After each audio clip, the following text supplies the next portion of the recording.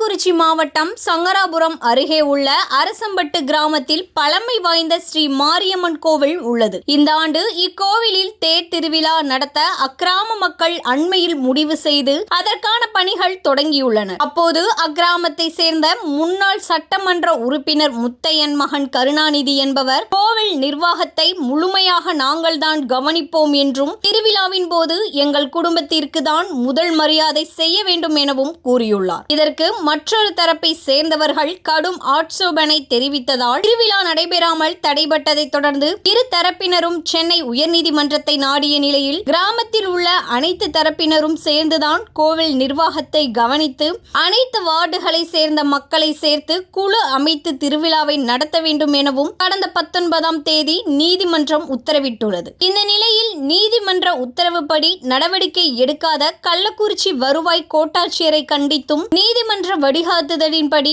குழு அமைத்து தேர் திருவிழா நடத்த நடவடிக்கை எடுக்க வேண்டும் என வலியுறுத்தி அரசம்பட்டு கிராமத்தை சேர்ந்த 300க்கும் மேற்பட்ட பொதுமக்கள் மாவட்ட ஆட்சியர் அலுவலகத்தில் தர்ணா போராட்டத்தில் ஈடுபட்டு வருகின்றனர்.